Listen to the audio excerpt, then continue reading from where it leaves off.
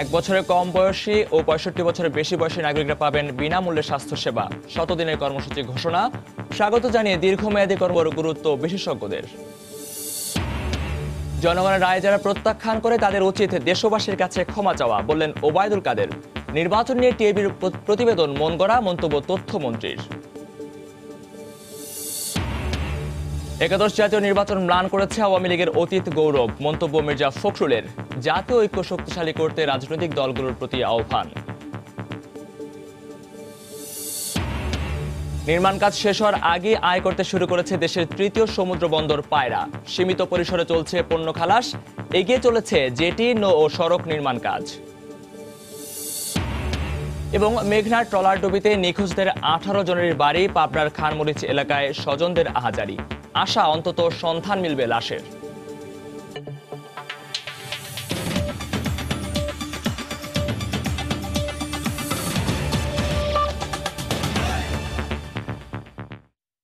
দেখছিলেন শিরোনাম, বাংলার সময়ের সঙ্গে আছি আমি মহিউদ্দিন মধু। 1 বছরের কম বয়সী শিশু এবং 65 বছরের ঊর্ধ্বে দেশের সব নাগরিককে বিনামূল্যে স্বাস্থ্যসেবা দেবে সরকার। গতকাল সচিবালয়ে এক সংবাদ সম্মেলনে এ ঘোষণা দেন স্বাস্থ্যমন্ত্রী ডাক্তার জাহিদ মালিক। আওয়ামী লীগ সরকারের নির্বাচনী ইশতেহার অনুসারে গুরুত্বপূর্ণ কর্মসূচি সরকারের এ মেয়াদি বাস্তবায়নের কথা রয়েছে। স্বাস্থ্য খাতে যে কোনো ধরনের সিন্ডিকেট ভেঙে দেওয়ার পাশাপাশি এ খাতের উন্নয়নের সব বাধা কাটাতে তদারকি জোরদার করার আশ্বাস দেন মন্ত্রী। একাদশ জাতীয় সংসদ নির্বাচন সামনে রেখে গত 18 ডিসেম্বর আওয়ামী লীগের নির্বাচনী ইশতেহার ঘোষণা করেন দলের সভাপতি শেখ হাসিনা। এ সময় তিনি নির্বাচনে বিজয়ী হলে স্বাস্থ্য খাতের উন্নয়নে নতুন নতুন পদক্ষেপ নেওয়ার কথা উল্লেখ করেন। 1 বছরের নিচে এবং 65 বছরের ঊর্ধ্বে সকল নাগরিকের জন্য বিনামূল্যে স্বাস্থ্য সেবা দেওয়া হবে। সকল বিভাগীয় শহরে একটি করে মেডিকেল বিশ্ববিদ্যালয় আমরা প্রতিষ্ঠা করব। নির্বাচনে বিজয়ী হয়ে গত 7 জানুয়ারি টানা তৃতীয় মেয়াদে সরকার গঠন করে আওয়ামী লীগ। নতুন সরকার গঠনের পর এরই মধ্যে নির্বাচনী ইশতেহার ও প্রধানমন্ত্রীর নির্দেশনা অনুসারে বিভিন্ন মন্ত্রণালয় সহ স্বাস্থ্য খাতের উন্নয়নে অগ্রাধিকার ভিত্তিতে 100 দিনের কর্মসূচি ঘোষণার নির্দেশ দেওয়া হয়। তারই ধারাবাহিকতায় বুধবার সচিবালয়ে এক সংবাদ সম্মেলনে নিজ মন্ত্রণালয়ের 100 দিনের কর্মসূচি ঘোষণা করেন স্বাস্থ্যমন্ত্রী ডাক্তার জাহিদ মালিক। এতে স্বাস্থ্যসেবার মান উন্নয়নে নতুন নতুন হাসপাতাল স্থাপন, তদারকি জোরদার এবং এ খাতে সব সিন্ডিকেট ভেঙে দেওয়ার বিষয়টি গুরুত্ব পাবে বলে জানান তিনি। স্বাস্থ্যসেবার মান উন্নয়নের জন্য তদারকিটা খুব বেশি প্রয়োজন। একটা সেল থাকবে, প্রতিদিন প্রতিটা হাসপাতালের সাথে যোগাযোগ করবে, দেখবে স্বাস্থ্য সেবার অবস্থা কেমন। এ সময় তিনি বলেন, নির্বাচনী ইশতেহার বাস্তবায়নে দেশে 1 বছরের কম এবং 65 বছরের বেশি বয়সী সবাই বিনামূল্যে স্বাস্থ্যসেবা পাবে। 1 বছরের নিচে এবং 65 বছরের উপরে যে সমস্ত ব্যক্তি রয়েছে তাদেরকে বিনামূল্যে স্বাস্থ্যসেবা আমাদের দিতে হবে। এই বিষয়ে আমরা যথাযথ পদক্ষেপ আমরা গ্রহণ করব। ঢাকা মেডিকেল কলেজ হাসপাতালকে 5000 শয্যায় উন্নীত করার পাশাপাশি প্রতিটি বিভাগীয় শহরে একটি করে 100 শয্যার ক্যান্সার হাসপাতাল স্থাপন করা হবে বলেও জানান মন্ত্রী। আমি কিছু স্বাস্থ্য প্রসূন আশিস, সময় সংবাদ, ঢাকা। স্বাস্থ্যসেবার মান বাড়াতে সরকারের কর্মসূচিকে স্বাগত জানালেও এত দ্রুত এ খাতে কতটা শৃঙ্খলা ফেরানো সম্ভব তা নিয়ে সংশয় প্রকাশ করেছেন বিশেষজ্ঞরা। এক্ষেত্রে সরকারি হাসপাতালে মানসম্পন্ন চিকিৎসার সুযোগ তৈরি, বেসরকারি হাসপাতালে সেবার মূল্য নিয়ন্ত্রণ, ওষুধের দাম নিয়ন্ত্রণ সহ বাজেটে বরাদ্দ বাড়ানোর দাবি তাদের। সাথে দীর্ঘমেয়াদী পরিকল্পনা জরুরি বলে মনে করেন তারা। সরকারি হাসপাতাল বলতেই চোখের সামনে ভেসে ওঠে চিকিৎসকদের জন্য রোগীদের দীর্ঘ লাইন, সেবা পেতে নানা ভোগান্তির দৃশ্য। মানসম্পন্ন চিকিৎসা, প্রয়োজনীয় ওষুধ, উপযুক্ত সেবা পাওয়া এখনও অনেক রোগীর কাছেই আকাশকুসুম স্বপ্ন। এই পরিস্থিতিতে সেবার মান নিশ্চিতে বিনামূল্যে চিকিৎসা, চিকিৎসকের সংখ্যা বৃদ্ধি, হাসপাতাল নির্মাণ সহ সরকার ঘোষণা দিয়েছে 100 দিনের কর্মসূচি। তবে এই ঘোষণায় মিশ্র প্রতিক্রিয়া জানালেন সাধারণ মানুষ। বেসরকারি ডায়াগনস্টিক সেন্টারগুলো আছে, সেগুলোতে প্রয়োজন ছাড়াই আপনাদের একটা পেশেন্টকে একটা টেস্ট দিচ্ছে, সেগুলো একটু নিয়ন্ত্রণ করা দরকার। বেসরকারির উপরে তাদের নজরদারি করতে হবে আগে, যেন সরকারি ডাক্তার ওইখানে গিয়ে চিকিৎসা না দিতে পারে। তাহলে আমাদের সরকারি হসপিটালগুলো একদম চাঙ্গা থাকবে এবং রোগীগুলো 100% সেবা পাবে। প্রত্যেকটা হাসপাতালে, সরকারি হাসপাতালে অনিয়মটা বন্ধ করতে হবে সবার আগে। এটা হচ্ছে মৌখিক ঘোষণা, সেটার সাথে আন্তরিক প্রচেষ্টা কতটুকু আছে সেটা লক্ষণীয় বিষয়। উদ্যোগ খুবই ভালো, এটার বাস্তবায়ন এবং ইমপ্লিমেন্টেশন যেন সাধারণ জনগণ ঠিক মতো পায়। সেবার মান কতটুকু ফেরানো সম্ভব তা নির্ভর করছে স্বাস্থ্য মন্ত্রণালয়ের পরিকল্পনা ও আন্তরিকতার ওপর, এমনটাই মনে করছেন এই বিশেষজ্ঞ চিকিৎসক। সুচিন্তিতভাবে কিছু পলিসি বাস্তবায়ন করা উচিত। আসলে আমরা যদি সেই ধারাবাহিকতাগুলো রাখি, যে আগের পলিসি স্ট্র্যাটেজি সেগুলো যদি কোনো বদলাতেও হয় বর্তমান প্রেক্ষাপটে, তাহলে সেগুলো সুন্দর করে রিভিউ করে আমরা যদি কাজে নামি, তাহলে এইখানে যে অগ্রাধিকারের কথা বললেন সেখানে অনেকগুলোই রয়েছে যেগুলো হয়তো যে অগ্রাধিকার ভিত্তিতে শর্ট টার্মে অথবা মধ্যমেয়াদে অথবা দীর্ঘমেয়াদে এইভাবে বিষয়গুলোকে ভাগ করে কাজগুলো করতে পারলে সবচেয়ে ভালো হয়। বেসরকারি খাতে স্বাস্থ্যসেবা নিতে বাধ্য হন 60% বেশি রোগী। তাই মান অনুযায়ী চিকিৎসকের ফি নির্ধারণ, রোগ নির্ণয় পরীক্ষা, শয্যা ভাড়া, সার্জারি ও আইসিইউ খরচ কমানো সহ বেসরকারি হাসপাতালগুলোকে কঠোরভাবে নিয়ন্ত্রণে আইন তৈরির পরামর্শ বিশেষজ্ঞদের। শুধু ডাক্তারদের ফি নিয়ে এটা নিয়ে এত কথা বলে কিন্তু এটা সমস্যার সমাধান হবে না। এটাও যেমন দরকার, পাশাপাশি যদি সেগুলো নিয়ন্ত্রণের কোনো ব্যবস্থা না হয়, তাহলে স্বাস্থ্য ব্যবস্থার বা স্বাস্থ্য ঝুঁকির যে প্রবলেমগুলো, এটা থেকে তো উত্তরণের কোনো সুযোগ নাই। তবে স্বাস্থ্যসেবার গুণগত মান পরিবর্তনে দুর্নীতি বন্ধের সাথে দীর্ঘমেয়াদী টেকসই পরিকল্পনার দিকেই বেশি জোর দিলেন বিশেষজ্ঞরা। মুজাহিদ শুভ, সময় সংবাদ, ঢাকা। জনগণের অভূতপূর্ব রায় যারা প্রত্যাখ্যান করে তাদের জনগণের কাছে ক্ষমা চাওয়া বলে মন্তব্য করেছেন আওয়ামী লীগের সাধারণ সম্পাদক ওবায়দুল কাদের। গতকাল রাজধানীর বঙ্গবন্ধু এভিনিউতে দলের কেন্দ্রীয় কার্যালয়ে বিশেষ বর্ধিত সভায় মন্তব্য করেন তিনি। টিআইবির রিপোর্ট অবাস্তব রূপকথার গল্প বলে মন্তব্য করেন ওবায়দুল কাদের। জনগণের এ অভূতপূর্ব বিজয়কে যারা প্রত্যাখ্যান করে তাদের ক্ষমা চাওয়া উচিত। আর টিআইবি কে বলবো রূপকথার কাহিনী সাজাচ্ছে, তখন বলার কোনো কারণ খুঁজে পাননি।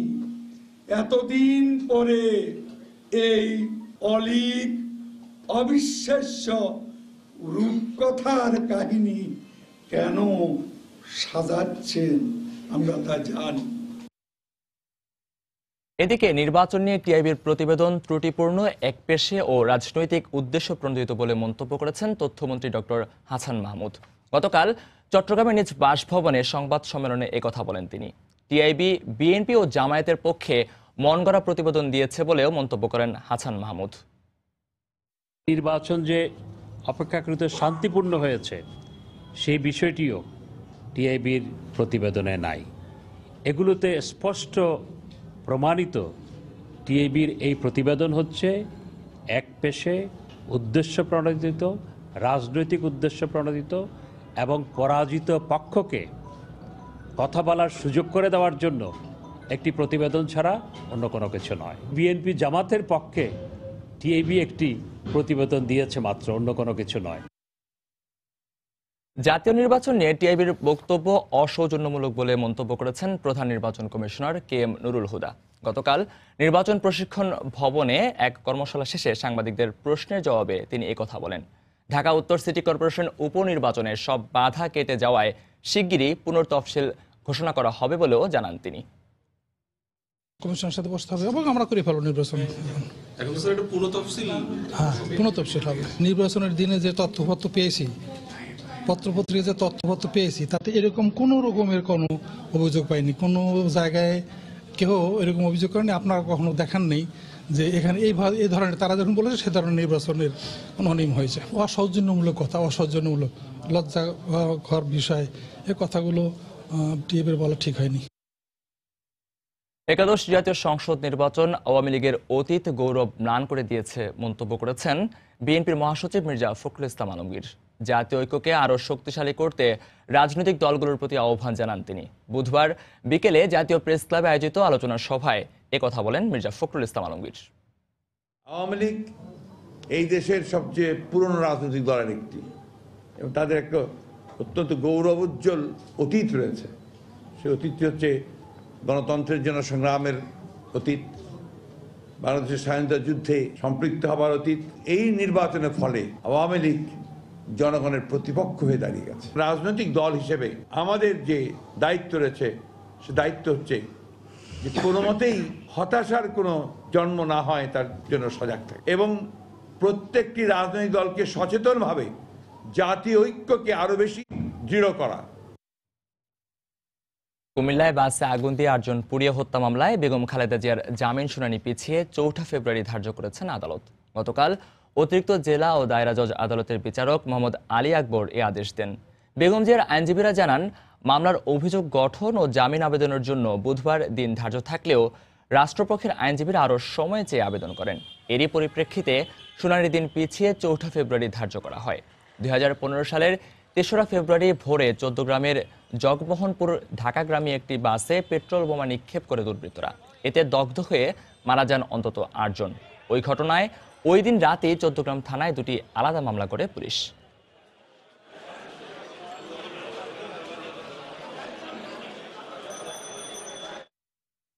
একাদশ জাতীয় সংসদ নির্বাচনে বিজয়ী সংসদ সদস্যদের শপথ গ্রহণের বৈধতা চ্যালেঞ্জ করে করা রিটের শুনানি শেষ।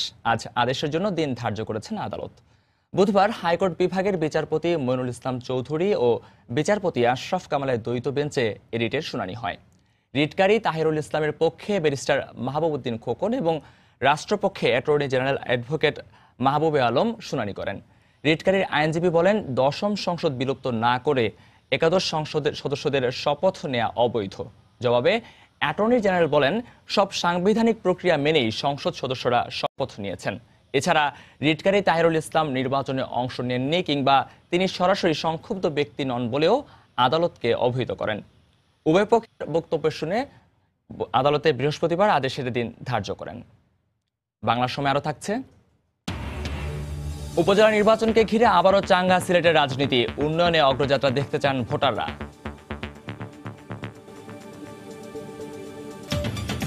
নির্মাণ কাজ সম্পন্ন হওয়ার আগেই আয় করতে শুরু করেছে দেশের 3য় সমুদ্র বন্দর পায়রা। সীমিত পরিসরে চলছে পণ্য খালাস কার্যক্রম। এগিয়ে চলেছে জেটি, নৌ ও সড়ক পথের নির্মাণ কাজ। বন্দরের মধ্যে একমাত্র পায়রা বন্দর বন্দরটির সব কিছুর নির্মাণ কাজের মাস্টার প্ল্যান অনুযায়ী হয়েছে বলেও দাবি কর্তৃপক্ষের।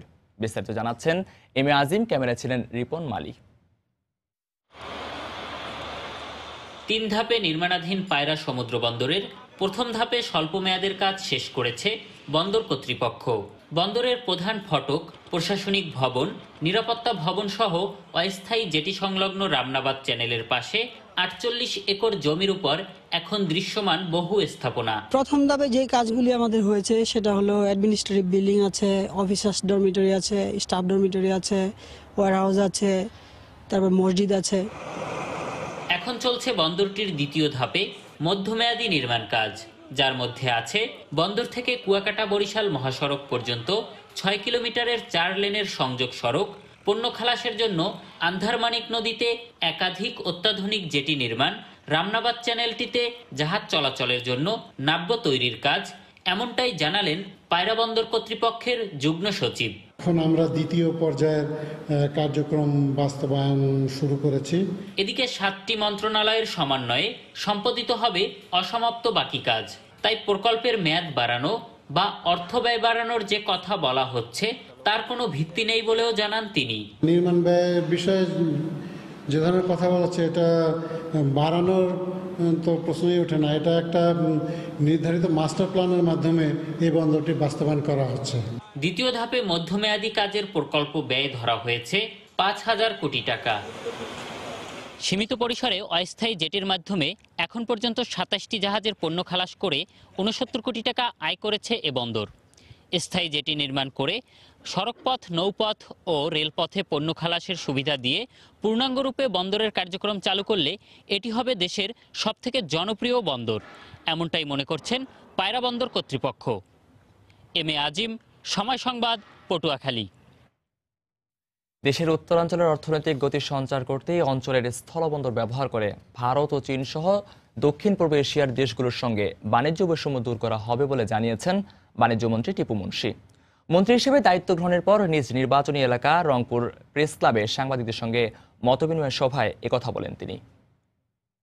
খালি ভারত নয়, আমাদের এই দিক দিয়ে আমাদের ভুটান, নেপালের পথও রয়েছে।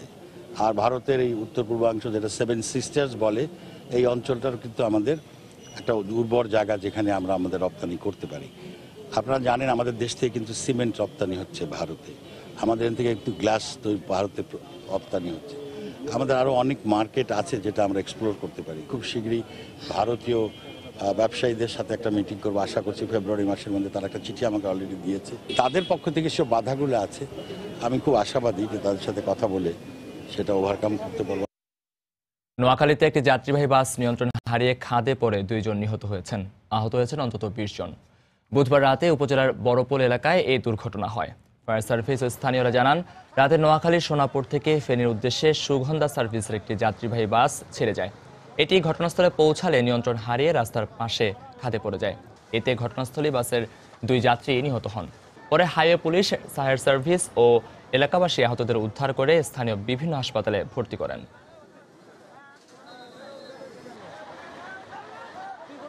চাঁদপুর ও মুন্সিগঞ্জের সীমান্তবর্তী মেঘনার কালিয়াপুরে ট্রলার ডুবিতে নিখোঁজদের 20 শ্রমিকের মধ্যে 18 জনের বাড়ি পাবনার ভাঙ্গুড়া উপজেলার খানমরিচ এলাকায়। স্বজনদের আহাজারিতে ভারী হয়ে উঠেছে এলাকার পরিবেশ। এই ঘটনায় নিখোঁজদের লাশ সন্ধান চেয়েছেন স্বজনরা। এ ব্যাপারে সর্বাত্মক সহযোগিতার আশ্বাস দিয়েছেন জেলা প্রশাসন। পাবনার প্রতিনিধি এসে আসাদের পাঠানো তথ্য ছবি নিয়ে রিপোর্ট। কোনো সান্ত্বনাতেই থামছে না মঙ্গলবার মুন্সিগঞ্জের মেঘনা নদীতে ট্রলার ডুবিতে নিখোঁজ সোলাইমান হোসেনের স্বজনদের। পরিবারের একমাত্র উপার্জনক্ষম মানুষটিকে হারিয়ে বারবার মূর্ছা যাচ্ছেন স্ত্রী, সন্তান ও বোন। শুধু সোলাইমান হোসেনই নয়, তার মতো একই ইউনিয়নের 18 জন মাটি শ্রমিক নিখোঁজ হন ট্রলার ডুবিতে। মঙ্গলবার মুন্সিগঞ্জ ও চাঁদপুরের সীমান্তবর্তী মেঘনা নদীতে একটি পণ্যবাহী জাহাজের সঙ্গে মুখোমুখি সংঘর্ষ হয় মাটিবাহী একটি ট্রলারের। এ ঘটনায় ট্রলারের 14 শ্রমিক সাঁতরে তীরে উঠতে পারলেও নিখোঁজ হন 20 জন। ভাষায় প্রকাশ করার মতো এমন কোনো কিছু নেই। তাদের এই মর্মান্তিক ঘটনা, এখন পর্যন্ত সেই নৌকার কোনো স্টেজ পাওয়া যাচ্ছে না। আমরা আশা করি যে হয়তো নৌকা পাবো এবং এই লাশগুলো অন্তত তাদের গার্জেনদের হাতে, অভিভাবকদের হাতে আমরা ফিরিয়ে দিতে পারবো। জীবিত না হোক, শেষবারের মতো অন্তত লাশগুলো এক নজর দেখতে চান ট্রলার ডুবির ঘটনায় নিখোঁজদের স্বজনরা। ভাবি একমাত্র উপার্জন করে, আমার তো আর বড় ভাই নেই, আমি একাই, আমাকে কেটে পড়াবি। আমার বাড়িতে দিতে পারেন, এদিকে ট্রলার ডুবিতে নিখোঁজদের সন্ধানের পাশাপাশি সব ধরনের সহযোগিতার আশ্বাস দিয়েছে জেলা প্রশাসন। তাদের সার্বিক সহযোগিতায় আমাদের প্রচেষ্টা অব্যাহত থাকবে জেলা প্রশাসনের পক্ষ থেকে এবং স্থানীয় প্রশাসনের পক্ষ থেকে। মঙ্গলবারের ট্রলার ডুবিতে নিখোঁজ 20 জনের মধ্যে 18 জনের বাড়ি পাবনার ভাঙ্গুড়া উপজেলার খানমরিচ এলাকায়, বাকি 2 জনের বাড়ি সিরাজগঞ্জে। সময় সংবাদ, পাবনা। পটুয়াখালীতে প্রতিপক্ষকে ফাঁসাতে নিজ কন্যা সন্তানকে হত্যার দায়ে পিতাকে যাবজ্জীবন কারাদণ্ড দিয়েছেন আদালত। গতকাল জেলার বিশেষ দায়রা জজ আদালতের বিচারক মোহাম্মদ শহীদুল্লাহ এই আদেশ দেন। মামলার বিবরণী থেকে জানা যায়, কলাপাড়া উপজেলার নীনগঞ্জ এলাকার মোহাম্মদ শাহাদাত হোসেনের সঙ্গে বিরোধ চলছিল তার চাচাতো ভাইদের। এরই জেরে প্রতিপক্ষদের ফাঁসাতে 2007 সালে 11 এপ্রিল 2 বছরের নিজ শিশুকন্যা মুনিরা আক্তারকে হত্যা করে শাহাদাত। পরের দিন প্রতিপক্ষদের বিরুদ্ধে কন্যা হত্যার অভিযোগ এনে কলাপাড়া থানায় মামলা করে সে। পরে তদন্তে হত্যাকাণ্ডের আসল রহস্য উদ্ঘাটন হলে পুলিশ বাদী হয়ে শাহাদাতের বিরুদ্ধে মামলা করে। এরপর দীর্ঘ প্রায় 12 বছর আইনি প্রক্রিয়া শেষে এ রায় দেন বিচারক।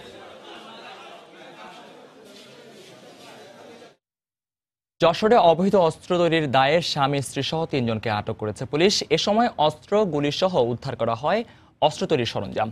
পুলিশ জানায়, গতকাল বিকেলে নির্বাহী ম্যাজিস্ট্রেট মোহাম্মদ জামশেদুল আলম ও হাফিজুল হকের নেতৃত্বে অভিযান পরিচালনা করে ভ্রাম্যমাণ আদালতের একটি টিম। এ সময় সদর উপজেলার ভাতুরিয়া গ্রাম থেকে অবৈধ অস্ত্র তৈরির দায়ে কামরুল ইসলাম, তার স্ত্রী রাবেয়া সুলতানা রানী এবং আবুল বাশারকে আটক করা হয়। উদ্ধার করা হয় একটি পিস্তল, 1 রাউন্ড গুলি ও 2টি ম্যাগাজিন সহ অস্ত্র তৈরির সরঞ্জাম। বাংলার সময় আরো থাকছে, মধুপুর, ঘাটাইল ও সখীপুরের সামাজিক বনায়নে অনিয়মের অভিযোগ, প্লট পাচ্ছেন না প্রকৃত গরিবরা। অভিযোগ অস্বীকার বন বিভাগের।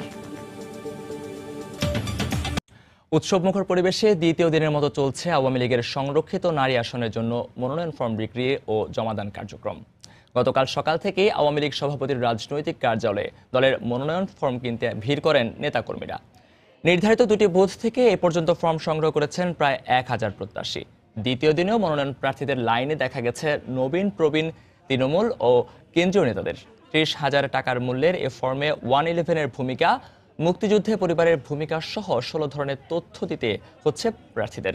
শুক্রবার সন্ধ্যা পর্যন্ত চলবে সংসদের সংরক্ষিত আসনের জন্য দলীয় মনোনয়ন আবেদন কেনা ও জমাদান কার্যক্রম।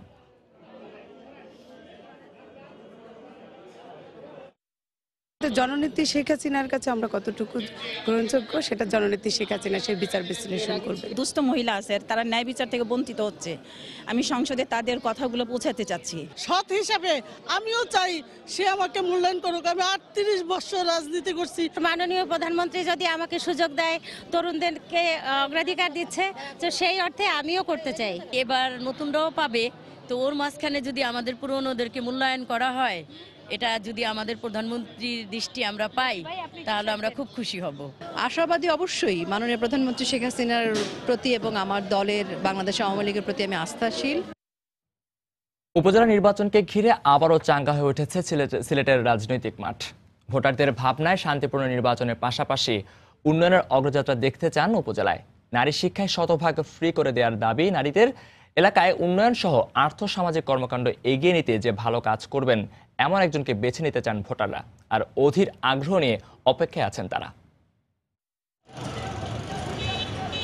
রাস্তাঘাট বা অল সাইড উন্নয়ন করতে পারে এবং সৎ আদর্শবান হয়, আমরা এরকম প্রার্থী চাই। আগামী 5 বছরে আমাদের এই সদর উপজেলা শহরে যে রূপান্তরিত করতে পারবে, তাকেই আমরা মনোনীত করব। স্বাস্থ্যখাত আমাদের যথেষ্ট ত্রুটি আছে, কমিউনিটি ক্লিনিকগুলো আমাদের পর্যাপ্ত না।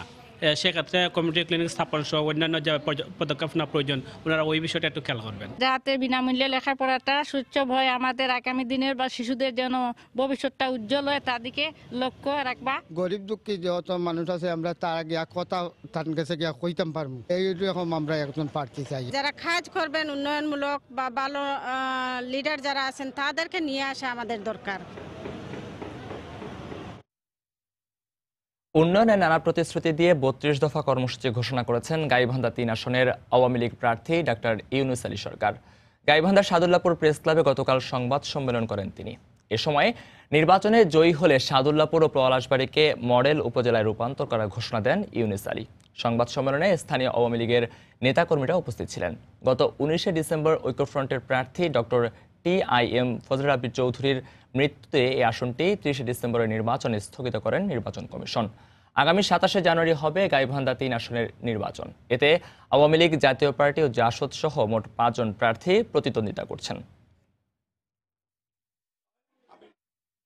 মাদারীপুরে প্রেমের প্রস্তাবে রাজি না হওয়ায় বখাটেদের ধারালো অস্ত্রের আঘাতে SSC পরীক্ষার্থী আহত হবার ঘটনায় থানায় মামলা হয়েছে। গতকাল আহত শিক্ষার্থীর মা মাহিনুর বেগম বাদী হয়ে শামন ও রোমান নামে 2 ভাই সহ 8 জনের নাম উল্লেখ করে কালকিনি থানায় মামলা দায়ের করেন। এদিকে আহত শিক্ষার্থীকে উন্নত চিকিৎসার জন্য বরিশাল শেরেবাংলা মেডিকেল কলেজ হাসপাতালে পাঠানো হয়েছে। গতকাল প্রেমের প্রস্তাবে রাজি না হওয়ায় স্কুলে যাওয়ার পথে কালকিনি পাইলট বালিকা উচ্চ বিদ্যালয়ের SSC পরীক্ষার্থীর উপর দলবল নিয়ে হামলা চালায় শামন। এ সময় ধারালো অস্ত্র দিয়ে মাথায় ও পেটে আঘাত করে পালিয়ে যায় তারা। আহত অবস্থায় তাকে উদ্ধার করে উপজেলা স্বাস্থ্য কমপ্লেক্সে ভর্তি করেন স্থানীয়রা।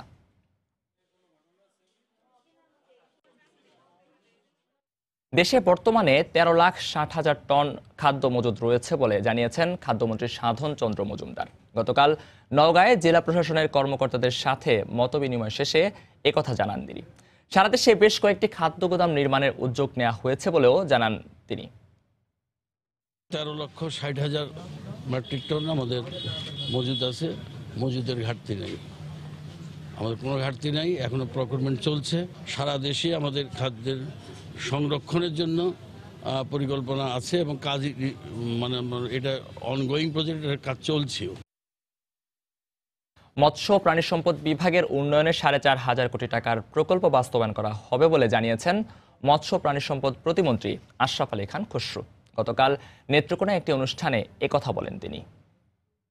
4,500 কোটি টাকার প্রজেক্ট আসতেছে আমার এই মন্ত্রণালয়ে। তখন আমরা বাংলাদেশের বিভিন্ন জায়গায় বিভিন্ন ক্ষেত্রে আমরা দিব চেষ্টা করতেছি। নেত্রকোনা আমরা একটা মাছ গবেষণাগার করার জন্য, এটা নিয়ে আমার প্রাথমিক কথা হয়েছে। হাওরের যে ছোট মাছ ধ্বংস হয়ে যাচ্ছে সেগুলিকে আমরা কিভাবে রক্ষা করতে পারি। টাঙ্গাইলের মধুপুর, ঘাটাইল ও সখীপুরের বনাঞ্চলে সামাজিক বনায়নে অনিয়মের অভিযোগ উঠেছে। বনের কাঠ চুরি বন্ধে সরকার সামাজিক বনায়ন কর্মসূচি গ্রহণ করলেও প্রকৃত গরিব অসহায় মানুষেরা বনের প্লট পাচ্ছেন না। বন বিভাগের কিছু অসাধু কর্মকর্তা স্থানীয় প্রভাবশালীদের কাছ থেকে টাকা নিয়ে তাদের একাধিক প্লট বরাদ্দ দিচ্ছে বলে সাধারণ মানুষ অভিযোগ করেছেন। তবে বিভাগীয় বন কর্মকর্তার সামাজিক বনায়নে অনিয়মের অভিযোগ বানোয়াট ও ভিত্তিহীন বলে দাবি করেছেন। টাঙ্গাইল প্রতিনিধি কাদির তালুকদারের তথ্য ও রাশেদ খানের ছবি নিয়ে রিপোর্ট। টাঙ্গাইলের শাল, সেগুন ও গজারির বন দেশের তৃতীয় বৃহত্তম বন হিসেবে পরিচিত। বনের কাঠ চুরি বন্ধে এবং বনজ সম্পদ রক্ষার জন্য সরকার ভূমিহীন, দরিদ্র, বিধবা ও দুর্দশাগ্রস্ত গ্রামীণ জনগোষ্ঠীর সামাজিক ও অর্থনৈতিক সুবিধার জন্য 2004 সালে সামাজিক বনায়ন কার্যক্রম শুরু করে। প্রথম পর্যায়ে স্থানীয়দের মধ্যে সামাজিক বনায়নের প্লটের তেমন কোনো চাহিদা না থাকলেও সামাজিক বনায়নের মাধ্যমে আর্থিকভাবে স্থানীয়রা লাভবান হওয়ায় প্লটের চাহিদা বেড়ে যায়। এই সুযোগে অসাধু বন কর্মকর্তারা সামাজিক বনায়নের প্লট বরাদ্দে 20 থেকে 25,000 টাকা দাবি করে বলে অভিযোগ স্থানীয়দের। ফলে প্রকৃত ভূমিহীন, দরিদ্র, বিধবা, দুর্দশাগ্রস্তরা টাকার অভাবে এই প্লট কিনতে পারছে না। স্থানীয় ব্যবসায়ীরা অসাধু বন কর্মকর্তাদের যোগসাজশে একাধিক প্লট নিচ্ছে। এতে সরকারের মূল লক্ষ্যই ভেস্তে যেতে বসেছে। আমার সারাও দেবো না, সারা দেবো না, কিছুই দেবো না। আমি বলতে পারবো না, আমি এত টাকা শুনতে পারবো না। কয়জনের প্লট বাদ, যাদের টাকা আছে তারা প্লট নিচ্ছে। 10-15 করে টাকা নাকি আমরা দিতে পারি না, আমরা প্লট নিয়ে নাই। মাতাবর সাইজ যারা তারা 8টা-10টা করে প্লট পাইছে। আমরা গরিব মানুষ আমরা এলাকায় প্লট পাই নাই। তবে জেলার শীর্ষ বন কর্মকর্তা সামাজিক বনায়নে অনিয়মের অভিযোগ বানোয়াট ও ভিত্তিহীন বলে দাবি করেছেন। টাকা পয়সা লেনদেনের কথা যেটা আসতেছে সেটা একেবারে ভিত্তিহীন কথা। এটা ফরেস্ট ডিপার্টমেন্টের লোকজন এর সাথে কোনোভাবে সংশ্লিষ্ট না। যদি কোনো যে দালাল চক্র যদি এর সাথে ইনভলভ হয়, আমরা তাহলে তার কঠোর হাতে প্রতিহত করব। এদিকে মধুপুরের বন ও পরিবেশ রক্ষা কমিটির সভাপতি জানান, সামাজিক বনায়নে অনিয়মের অভিযোগ তিনি শুনেছেন, তদন্ত করে ব্যবস্থা নেওয়ার আশ্বাস দিলেন তিনি। নিয়মিত পরিবেশ বন কমিটির মিটিং করছি এবং একই সঙ্গে জনপ্রতিনিধি এবং স্থানীয় সুশীল সমাজের সঙ্গে বসে প্রতিনিয়ত আলোচনা করছি এবং কথা বলছি যাতে তাদের সম্পৃক্ততায় আমরা এই বনকে রক্ষা করতে পারি। টাঙ্গাইলের মোট বনভূমির পরিমাণ 1,20,000 একর। বর্তমানে টাঙ্গাইলের সামাজিক বনভূমির আওতায় রয়েছে প্রায় 22,000 পরিবার। সময় সংবাদ, টাঙ্গাইল। ময়মনসিংহে এলজিডির তৈরি গ্রামীণ সব সড়কের বেহাল দশা। দীর্ঘদিন ধরে সংস্কার না হওয়ায় সড়ক চলাচলের অনুপযোগী। এলজিডি কর্মকর্তারা বলছেন, গ্রামীণ সড়ক নির্মাণ করলেও এখন আর সংস্কার করেন না তারা। স্থানীয় সরকার প্রতিনিধিরা বলছেন, গ্রামাঞ্চলে ক্ষতিগ্রস্ত রাস্তা সংস্কার করার সামর্থ্য তাদের নেই। সাইমাকন্দের তোলা ছবি নিয়ে হারুন রশিদের রিপোর্ট। ময়মনসিংহের গ্রামাঞ্চলের সড়ক যোগাযোগ ব্যবস্থার উন্নয়নে নির্মিত স্থানীয় সরকার ইঞ্জিনিয়ারিং বিভাগ এলজিডির গ্রামীণ সব সড়কের এখন বেহাল অবস্থা। দীর্ঘদিন ধরে সংস্কার না হওয়ায় খানাখন্দকে ভরা এসব সড়ক চলাচলের অনুপযোগী হয়ে পড়েছে। পাকা সড়ক পরিণত হয়েছে কাদামাটির সড়কে। প্রায় প্রতিদিনই সড়কে বিকল হচ্ছে যানবাহন, ঘটছে দুর্ঘটনা। দুর্ভোগে নাকাল হলেও এ নিয়ে কারো মাথা ব্যথা নেই বলে অভিযোগ এলাকাবাসীর। এলজিইডি উপজেলা ও ইউনিয়ন সড়ক সংস্কার করলেও গ্রামীণ সড়ক সংস্কার বন্ধ করে দেয়ায় এ অবস্থার সৃষ্টি হয়েছে।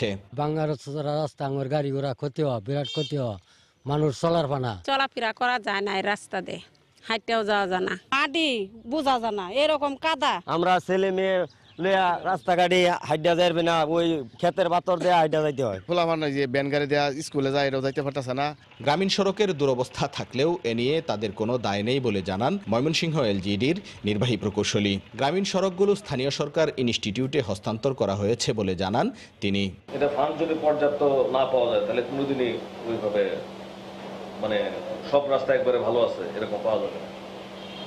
কারণ 17% হইলে 17% আমাদের ডিমান্ড, রাস্তা খারাপ আছে, আমরা যে ফান্ড পাবো সেটা করতে পারি আমরা 5% বা 6% রাস্তা, তাহলে প্রতি বছরই আরো কিন্তু 10% আমাদের বাদ থাকতেছে। এটা তো কিউমুলেটিভ ইফেক্ট হয়ে যাচ্ছে প্রতি বছরই। স্থানীয় সরকার প্রতিনিধিরা বলছেন, গ্রামাঞ্চলের ক্ষতিগ্রস্ত সড়ক সংস্কার করার সামর্থ্য তাদের নেই। এলজিইডির তৈরি সড়ক তাদেরকেই সংস্কার করতে হবে। বারবার আমরা উপজেলা পরিষদের মিটিংয়ে বারবার আমরা এটা উঠাই ধরি, কিন্তু দেখা গেল যে আমাদের রাস্তা নষ্ট হয়ে আছে 5-7টা, বছরে হয়তো একটা পাই, কিন্তু দেখা গেল আরেক বছর আরেকটা পাই। এরকম 7টা যদি থাকে তাহলে 7 বছর 4 বছর 5 বছর পরে পরে একটা রাস্তা পাই। একটা রাস্তা যদি 1 কিলোমিটার রাস্তা সংস্কার করতে গেলে মিনিমাম 70-80 লক্ষ টাকা লাগে। একটা উপজেলাতে যদি হিসাব করতে যায় আমরা বহুত কিলোমিটার রাস্তা আছে। তো আমাদের যে সীমিত সম্পদ, এই সম্পদের মাধ্যমে এই সমস্ত রাস্তা সংস্কার করা আদৌ সম্ভবপর না। জেলায় প্রায় ৫,০০০ কিলোমিটার পাকা সড়ক নির্মাণ করেছে এলজিইডি। এর মধ্যে প্রায় ৩,০০০ কিলোমিটার উপজেলা ও ইউনিয়ন সড়ক, আর গ্রামীণ সড়ক বাকি ১,৫০০ কিলোমিটার। হারুনুর রশিদ, সময় সংবাদ, ময়মনসিংহ। একাদশ জাতীয় সংসদ নির্বাচন অবাধ, সুষ্ঠু, অংশগ্রহণমূলক হয়েছে উল্লেখ করে পরিবেশ ও বনমন্ত্রী মোহাম্মদ শাহাবুদ্দিন বলেছেন, পুনর্নির্বাচনের দাবি অবান্তর। গতকাল বিকেলে মৌলভীবাজারে বড়লেখা উপজেলায় একটি অনুষ্ঠানে একথা বলেন তিনি। দলের অংশগ্রহণে নির্বাচন হয়েছে, সেখানে আবার নির্বাচনের প্রশ্নই উঠে না, কাজেই এটা অবান্তর প্রশ্ন। কাজেই আমরা মনে করি এই মুহূর্তে নির্বাচন নিয়ে কোনো প্রশ্ন উঠলে সেটা জাতি গ্রহণ করবে না। গাজীপুরের শীতলক্ষা নদীকে দখলমুক্ত করতে উচ্ছেদ অভিযান পরিচালনা করেছেন ভ্রাম্যমাণ আদালত। গতকাল বিআইডব্লিউটি এর নির্বাহী ম্যাজিস্ট্রেট মোস্তাফিজুর রহমানের নেতৃত্বে অভিযান পরিচালনা করা হয়।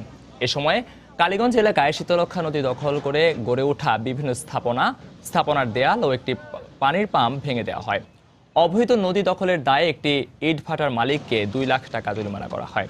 অভিযানে বিআইডব্লিউটি এর ঊর্ধ্বতন কর্মকর্তারা উপস্থিত ছিলেন।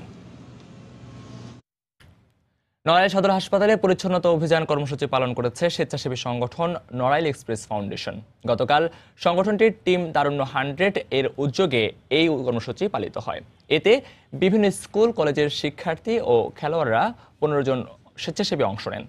হাসপাতালে স্বাস্থ্যসম্মত ও রোগীবান্ধব পরিবেশ ফিরিয়ে আনতে সপ্তাহে একদিন এই কার্যক্রম চলবে বলেও জানান আয়োজকরা।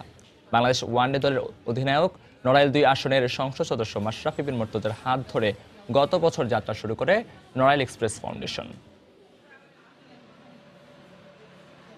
শীতের পিঠা ভারী মিঠা এই স্লোগানে কিশোরগঞ্জে অনুষ্ঠিত হলো পিঠা উৎসব। গতকাল শহরের ইশাখা ইন্টারন্যাশনাল বিশ্ববিদ্যালয় ক্যাম্পাসে দিনব্যাপী এই উৎসবের আয়োজন করা হয়। উৎসবের উদ্বোধন করেন বিশ্ববিদ্যালয়ের উপাচার্য ডক্টর মোহাম্মদ সুলতান উদ্দিন ভূঁইয়া। এতে 60 প্রকারেরও বেশি বাহারি সব পিঠার স্টল রয়েছে। পিঠার স্বাদ নিতে আর উৎসব আনন্দে মেতে উঠতে ভিড় করেন শিক্ষার্থীরা ছাড়াও বিভিন্ন শ্রেণী পেশার মানুষ। পর্যটন শিল্পের বিকাশে ঝালকাঠিতে গেস্ট হাউস নির্মাণ কাজের ভিত্তিপ্রস্তর স্থাপন করা হয়েছে। গতকাল সদরের পেয়ারাগ্রাম খ্যাত ভীমরুলিতে ভিত্তিপ্রস্তর স্থাপনের আনুষ্ঠানিক উদ্বোধন করেন ঝালকাঠি 2 আসনের সংসদ সদস্য আমির হোসেন আমু। এ সময় তিনি জানান, ভাসমান পেয়ারা বাজার বিদেশি পর্যটকদের কাছেও আকর্ষণীয় হয়ে উঠেছে। প্রতি বছর দেশি বিদেশি পর্যটকরা আসেন ভাসমান পেয়ারার বাজার দেখতে, তাই এটি পর্যটন এলাকা হিসেবে গড়ার এক আধুনিক সুযোগ সুবিধা সম্পন্ন গেস্ট হাউস নির্মাণের উদ্যোগ নেওয়া হয়েছে। এটাকে একটি পর্যটন কেন্দ্রে রূপান্তরিত করবার প্রাথমিক পদক্ষেপ হিসাবে কতগুলি কার্যক্রম গ্রহণ করা হয়েছে এবং এই পরিকল্পনা নিয়ে আপনারা আন্তর্জাতিকভাবে বিদেশিদের কাছে একটা পরিচিতি লাভ করবেন। আপনাদের এই জায়গাটা একটা পরিচিতি লাভ হবে। নারীদের পড়ানো নিয়ে হেফাজত ইসলামের আমির আহমদ শফির বক্তব্যের প্রতিবাদ জানিয়ে গাইবান্ধায় বিক্ষোভ মিছিল করেছে জেলার বাম গণতান্ত্রিক নারী সংগঠন। দুপুরে শহরের ট্রাফিক মোড় থেকে একটি বিক্ষোভ মিছিল বের করেন সংগঠনের নেতাকর্মীরা। পরে মিছিলটি শহরের বিভিন্ন সড়ক প্রদক্ষিণ করে রেলগেট সংলগ্ন নারী মুক্তি কার্যালয়ের সামনে গিয়ে শেষ হয়। এ সময় নারী শিক্ষা নিয়ে সম্প্রতি হেফাজত ইসলাম আমির আহমদ শফির বক্তব্যের নিন্দা জানান বক্তারা।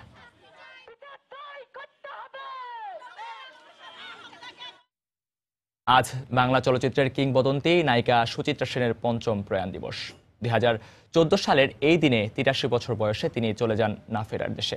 1931 সালের 6 এপ্রিল পাবনা জেলার সদর জন্মগ্রহণ করেন রমা দাশগুপ্ত, যিনি পরবর্তীতে সুচিত্রা সেনের নামে পরিচিত হন। বন্ধুমহলে তিনি কৃষ্ণা দাশগুপ্ত নামে পরিচিত। পাবনা শহরের দিলালপুরের হেমসাগর লেনের বাড়িটিতেই কেটেছে তার শৈশব ও কৈশোর। পরবর্তীতে 1947 সালে সুচিত্রার বাবা করুণাময় দাশগুপ্ত হেমসাগর লেনের বাড়িটি সরকারি হেফাজতে দিয়ে সপরিবারে কলকাতা চলে যান। 1987 সালে পাবনা জেলা প্রশাসনের জামায়াত নিয়ন্ত্রিত ইমাম গাজ্জালি ইনস্টিটিউট নামের একটি গার্লস স্কুল অ্যান্ড কলেজকে বাড়িটি ইজারা দেয়। বিভিন্ন সাংস্কৃতিক সংগঠনের প্রতিবাদের মুখে দীর্ঘ আইনি লড়াই শেষে 2014 সালের 16 জুলাই বাড়িটি দখলমুক্ত হয় হাইকোর্টের নির্দেশে। বাড়িটি একটি ফিল্ম ইনস্টিটিউট হিসেবে গড়ে তোলার দাবি বিভিন্ন সাংস্কৃতিক সংগঠনের।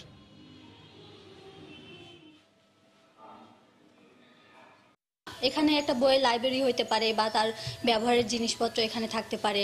সবাই যেন এখানে এসে এটা ভালো করে দেখতে পারে, জানতে পারে, শুনতে পারে মহানায়িকা সম্বন্ধে। আমরা চাচ্ছি যে এখানে একটা অভিনয় ইনস্টিটিউট গড়ে তোলা। আমরা বিশ্বাস করি এর মাধ্যমে এই মহানায়িকাকে কিছুটা স্মরণ করা এবং আমাদের ঐতিহ্যটাকে তুলে ধরা, এইভাবেই আমরা এগিয়ে যাব। যদি এইখানের মানুষজন আরো কোনো পরিকল্পনা থাকে আমাকে জানায়, তাহলে আমরা সেটাও সফল করব। বাংলার সময়ের শীর্ষ সংবাদ জানিয়ে দিচ্ছি আরেকবার। 1 বছরের কম ও 65 বছরের বেশি বয়সী নাগরিকরা পাবেন বিনামূল্যে স্বাস্থ্যসেবা। 100 দিনের কর্মসূচি ঘোষণা, স্বাগত জানিয়ে দীর্ঘমেয়াদী কর্মসূচির উপর গুরুত্ব বিশেষজ্ঞদের। জনগণের রায় যারা প্রত্যাখ্যান করে তাদের উচিত দেশবাসীর কাছে ক্ষমা চাওয়া, বললেন ওবায়দুল কাদের। নির্বাচন নিয়ে টিআইবির প্রতিবেদন মন গড়া, মন্তব্য তথ্যমন্ত্রীর। একাদশ জাতীয় নির্বাচন ম্লান করেছে আওয়ামী লীগের অতীত গৌরব, মন্তব্য মির্জা ফখরুলের। জাতীয় ঐক্য শক্তিশালী করতে রাজনৈতিক দলগুলোর প্রতি আহ্বান। নির্মাণ কাজ শেষ হওয়ার আগেই আয় করতে শুরু করেছে দেশের তৃতীয় সমুদ্র বন্দর পায়রা। সীমিত পরিসরে চলছে পণ্য খালাস, এগিয়ে চলেছে জেটি, নৌ ও সড়ক নির্মাণ কাজ। এবং মেঘনায় ট্রলার ডুবিতে নিখোঁজদের 18 জনের বাড়ি, পাবনার খানমরিচ এলাকার স্বজনদের আহাজারি। আশা অন্তত সন্ধান মিলবে লাশের।